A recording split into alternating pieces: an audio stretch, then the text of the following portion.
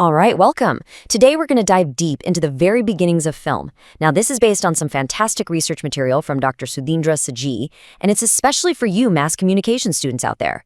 We are going all the way back to a time when moving pictures were about to become something, well, something magical. Seriously, just think about it for a second. A movie, maybe a TV show, something that just completely twisted the way you saw things. Well, way back around the year 1900, this brand new tech of moving pictures started doing exactly that for the very first time. It started turning everyday, boring reality into pure, mind-blowing wonder. So, here's our game plan. First, we'll meet cinema's original magician. Then we'll get into the happy accident that literally changed everything. After that, we're opening up his toolbox of illusions. We'll follow that magic from Paris all the way to Bombay. And finally, we'll talk about why all this still matters so much for anyone creating content today. You have to remember, in the very beginning, cinema was, well, it was kind of just a recording device. People were absolutely thrilled just to see real life up on a screen. You know, a train pulling into a station, workers leaving a factory. It was a huge technical marvel for sure, but it was still just reality. So on one hand, you had the Lumiere brothers. Let's call them the technicians. To them, the camera was this perfect machine for capturing the world exactly as it was. But then came Georges Méliès. This guy was different. He wasn't an engineer. He was a professional stage magician in Paris. So when he looked at that camera, he didn't see a recorder. Nope. He saw a spell book, a brand new way to create illusions that were totally impossible on stage. And this is where the story gets really, really good. Méliès's biggest breakthrough, it wasn't some grand planned-out invention. It was a mistake, a simple technical glitch that would accidentally unlock the true magic of cinema. So picture this. He's out filming, just capturing a regular old street scene in Paris, and his camera, which was pretty basic back then, it just stops. It jams up. He probably gets frustrated, fiddles with it a bit, gets it working again, and just keeps on shooting, not thinking anything of it. But then he gets back, he develops the film, and he sees something absolutely incredible. Right there on the screen, a horse-drawn wagon on the street suddenly, as if by magic, transforms into a funeral hearse.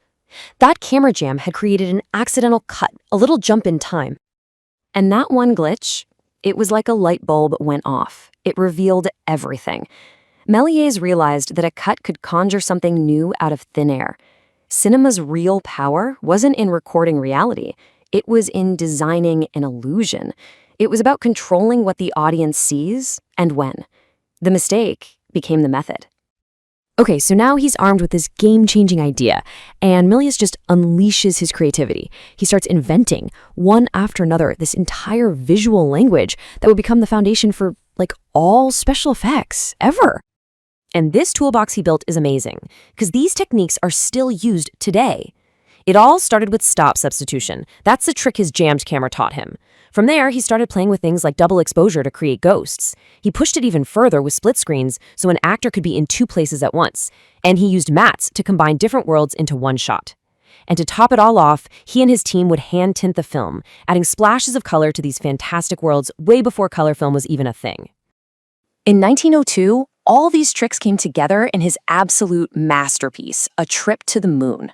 This film was a game changer. It proved that movies could tell big, complex stories and invent entire worlds from scratch.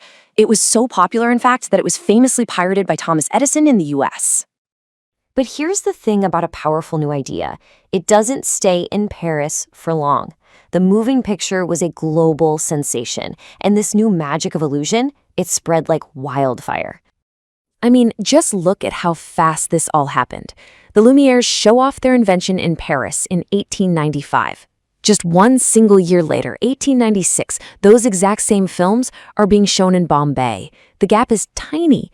And just over a decade after that, India had its own cinematic pioneer, ready to create his own magic. And this is where we see this really cool parallel. In France, you have Méliès, the magician, using these new film tricks for fantasy and science fiction. And over in India, you have Dadasaheb Phalke, this incredible artist and innovator who saw the exact same potential, but he adapted it to bring Indian mythology to life. Phalke basically took Méliès' language and gave it a new accent. He was experimenting with time-lapse to show a plant growing right before your eyes. In movies like Kaliyamardan, he used trick photography to make gods appear and disappear, to show them performing miracles. He was building a whole new visual language for telling uniquely Indian stories. So, let's bring it all home. For all of you studying media and communication, you might be thinking, okay, cool story, but why does a French magician from over a century ago still matter to me? Well, the lessons here are huge. There are 3 massive takeaways. Number 1, mistakes and errors can be your best friend. That jammed camera, right? It became an engine for creativity. Number 2, and this is so important, form is meaning. Your technical choices, your edits, your effects, they are the story. And third, localize the magic. Phalke proved you can take a global technology and make it speak the language of your own culture. I really want to land on this point, because for anyone who wants to create anything, a film, a video, whatever, this is everything. The special effects, the cuts, the fancy transitions, they aren't just decorations you sprinkle on top. They are the very words you use to make your argument, to tell your story, to create meaning.